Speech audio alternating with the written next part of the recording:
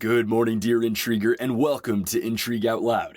On today's show, I'm joined by Intrigue co-founder John Fowler to discuss a former Pakistani prime minister's homecoming and another case of underwater sabotage in the Baltic Sea. It's all coming up.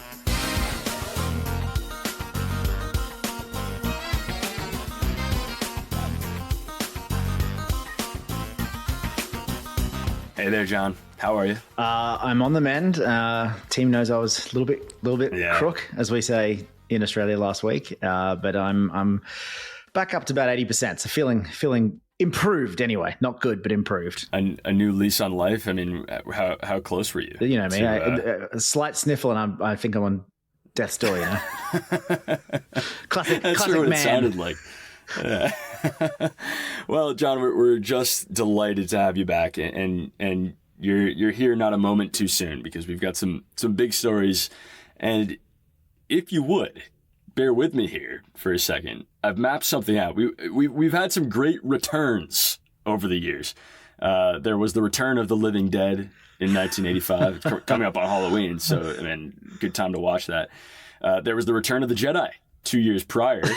And you'll remember this one. I mean, Mark Morrison, legendary British R&B singer. Do not look at his controversies section on Wikipedia. But Mark Morrison had the return of the Mac. And now, John, over the weekend, we had the return of the Nawaz Sharif. That might take the cake, Ethan, as your most circuitous and well-disguised segue into a story about Pakistani politics. I honestly had no idea where you're going with it, but yeah. Just wait. No. I cannot. I can.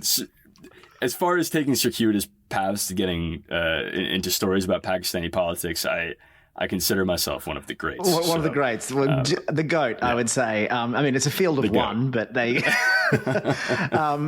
But yes, let's get down to serious business here, Ethan. People aren't listening to us talk nonsense. But so what you're referring to is, or who you're referring to rather, is Nawaz Sharif. And this chap is the three-time former Prime Minister of Pakistan. He served over those 3 terms, and non-consecutive terms. He served a total of 9 years, from 1990 to 93, 97 to 99, and then more recently 2013 to 2017. He's, across those 3 terms, he's the longest serving leader in Pakistani history, actually.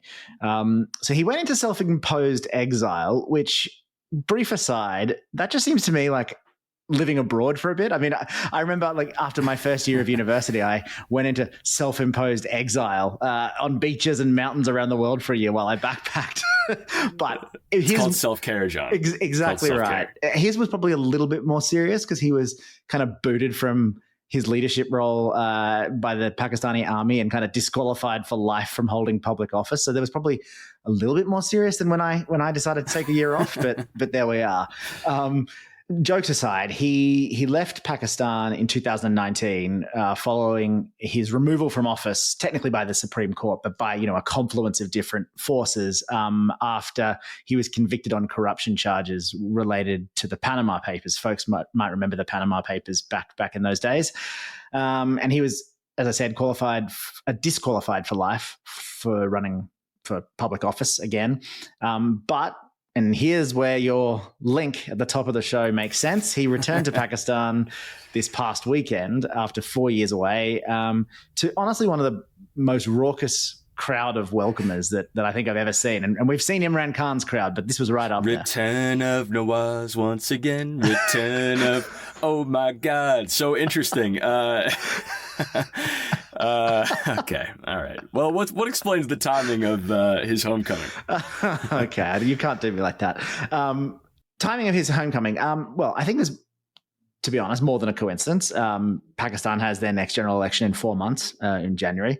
And he wants to be, I think, the leader of Pakistan again. Let's just put it that way. But you said he was disqualified from ever holding public office again. How would that even work? Yeah, the key word was there, because his fortunes have done a bit of a 180 since last year, and this is another beautiful thing about Pakistani politics. It's his brother Shahbaz, who is actually the prime minister now and became the prime minister, amended the law that sort of stopped his disqualification for life, prevented the courts from banning politicians from running for life and made it 5 years. So a rule that was previously like you're banned for life can now maximum be 5 years.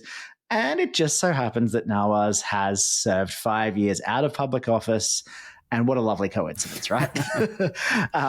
In August, Shehbaz, the prime minister, told a Pakistani TV channel that, and quoting here, as far as Nawaz Sharif is concerned, that law is in the field now under which the maximum disqualification period is 5 years. There's no restriction on Nawaz Sharif as he has completed his 5-year disqualification. Inshallah, I am sure he will return by next month. He will face the law. The nation will receive him warmly. He will run the election campaign, and all of us will be with him. And like that is just a real journey of a quote from we've changed the law to like he's going to face the law to we're going to welcome him back and he's going to lead the country. But I think there's a couple of extra legal hurdles he's going to have to clear. But I think he's going to be pretty clearly allowed to run for re-election in his case, really. Yeah, these are the words of any good little brother. If my big brother is listening, then I'm with you all the way. The whole nation is. John, do you like his odds? I mean, what should we know about Nawaz Sharif's 3 tenures as prime minister? Well, I mean, you got to remember his first term started in 1990. So a ton has changed over the course of his career because that's genuinely, 30 plus years ago. He entered politics back then as a social and religious conservative, considered, I think, to have some fairly authoritarian kind of tendencies during his first 2 terms in the 90s as prime minister. But then in 1999, after he was removed from power in a coup by General Musharraf, who then went on to lead Pakistan for a long time. He was forced into exile in Saudi Arabia, and for almost a decade. He returned to power after that experience. I would say in a much more centrist kind of platform. He tried to bring down the temperature with Pakistani's Hindu minority by recognizing things like Diwali and Holi as public holidays, obviously very important Hindu days. He was generally considered a fairly solid partner by foreign leaders, I think. But his most durable legacy, I think, in the eyes of Pakistani voters is that he, at least at the time, was a super competent economic manager. The economy grew pretty solidly over his every year of his third term, and he worked with the IMF to implement their reforms, received a $6.6 billion loan in 2013. And in fact, the IMF declared Pakistan was out of the economic crisis back in 2016. And I think that's what a lot of Pakistanis remember when they sort of think of Nawaz Sharif. They think of better times. Well, they haven't heard my Return of the Mac redux yet. Yeah, so you're going to supplant economic management with that catchy tune. But you're going to have to overcome a problem because his brother's premiership, his current prime minister, Pakistan, we've covered it here. Pakistan's been in economic meltdown for a while. GDP's fallen, prices have surged. And as we've covered, the government almost defaulted earlier this year before the IMF stepped in. Right. So Shehbaz's poor record could ultimately reflect on his big brother. John, you said Nawaz was removed from power in a military coup in 1999. Whenever we've discussed Pakistan in the past, yes, we've talked about poor economic management, but we've also talked about how influential the country's military is in political matters. You can't really separate the two. So what's Nawaz's current standing with the top brass? Yeah, it's like, I'm going to underline that and put a pin in it. It's such an important point to remember when you're thinking about Pakistani politics. It's, nothing can really happen without the approval of the military. I think we've seen that time and time again. In Nawaz Sharif's case, I don't think the military particularly likes him. Obviously he's been removed from power in 1999 in a coup. He fell foul of them a few times before that as well. And he didn't, as we've said, complete any of his 3 terms. So in 2017, I think the army was kind of worried that his excellent economic performance, his liberalization, was potentially going to undermine their interests. He was a relatively popular character at the time. And after he was sort of forced out of office and convicted on corruption, as I mentioned earlier, the army basically handpicked his successor, which was a man that has become much talked about on our show, the indefatigable Imran Khan. Friend of the pod, Imran Khan. Well, we know by now that decision hasn't really played out well for the military. Khan is a lot of things, but he's not particularly deferential to anyone, let alone the army that put him in the position of power to begin with. And now Imran Khan is in prison for corruption charges and is unable to participate in the election. So, yeah, it's a bit of a familiar story, isn't it? You know, the problem here is that even if Khan is not a threat to retake power himself, because as you mentioned, he's in prison, tough to run the country from there. His PTI party could still win the election because he is by far the most popular politician in the country. So he's still a threat in the hearts and minds of, you know, the Pakistani people. And so the military is faced with this decision, or this conundrum, as it were. They need an alternative to Khan's party. There isn't a ready-made one at the moment. And I think that's why, probably fair to say, that's why Nawaz Sharif has been allowed to come back, because he's popular enough, but the military maybe feels like they can work with him. You know what they say about the enemy, you know.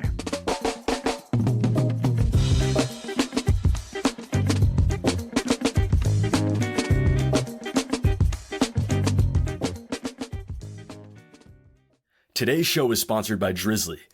Drizzly is the largest online marketplace for alcohol in North America with over 100 million customers, and they're there for life's most important moments and the people that create them. Drizzly partners with thousands of retailers in more than 1,400 cities to empower them to grow their businesses and make the good times even better.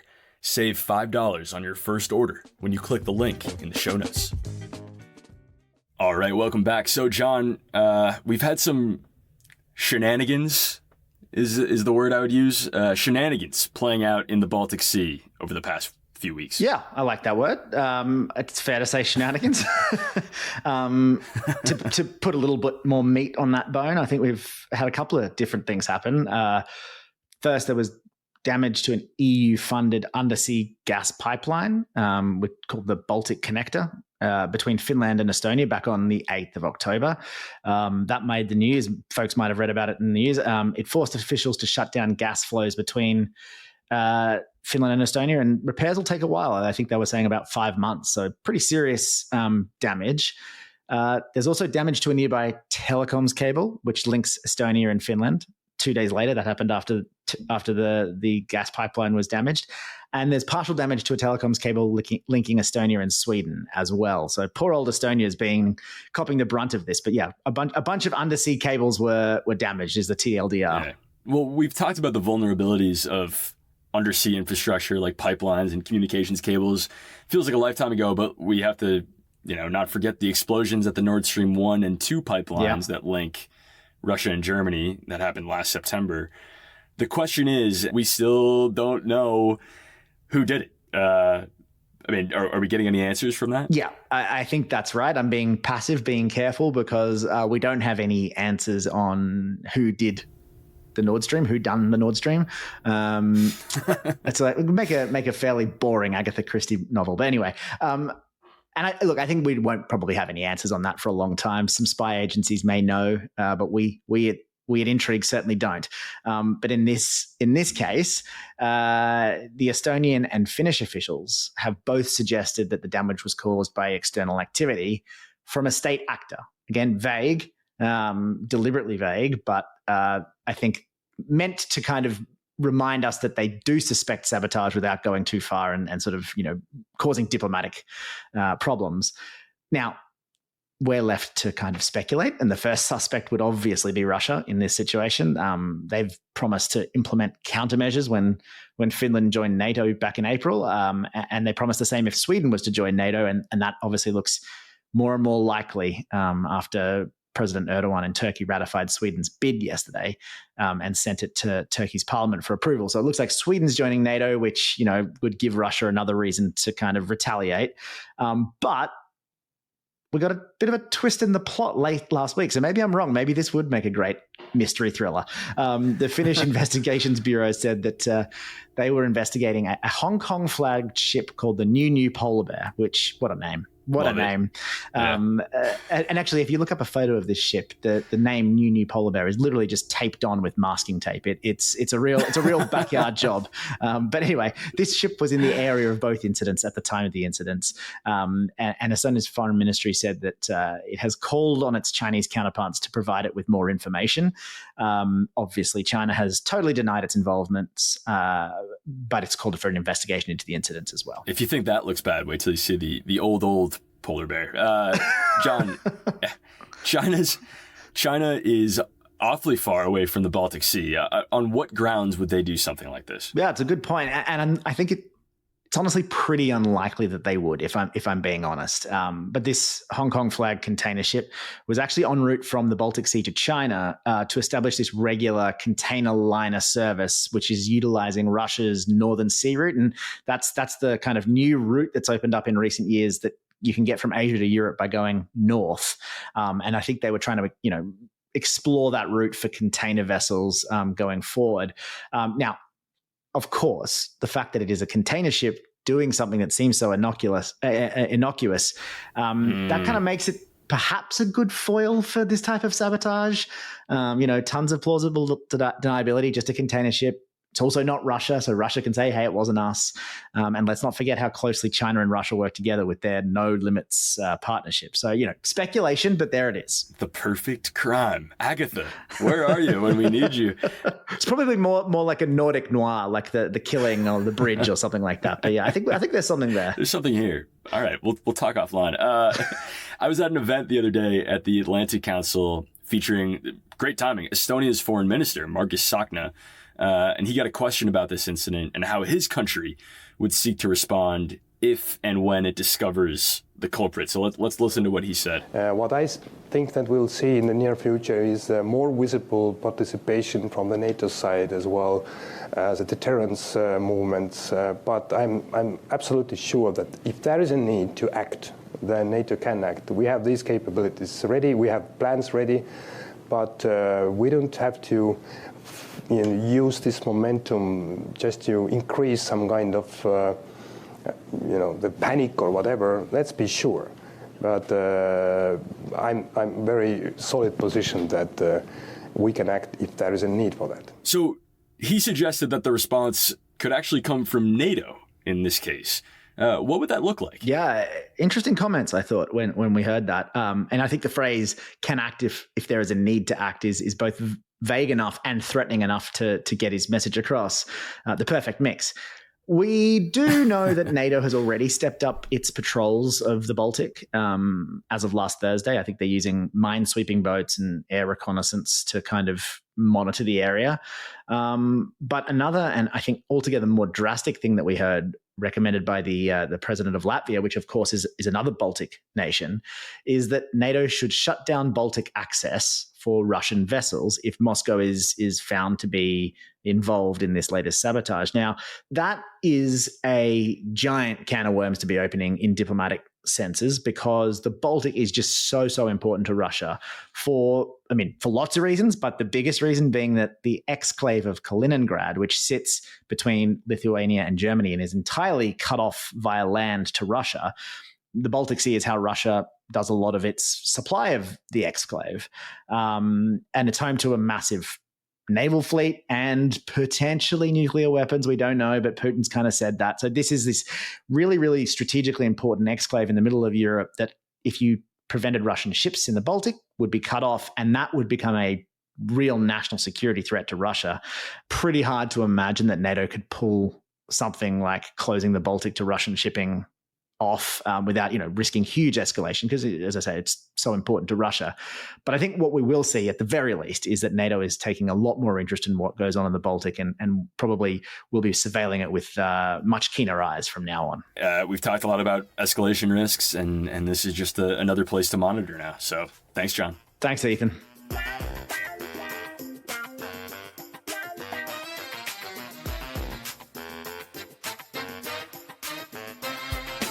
And that's going to do it for me. By the way, if you love Intrigue, we would just be thrilled, over the moon, if you could share it with a friend. But if that's not a good enough selling point, we've got all sorts of cool prizes you can win by telling people about us, up to and including some fancy luggage. Check out the International Intrigue newsletter to see how to win it. In the meantime, I'm Ethan Plotkin. See you on Friday.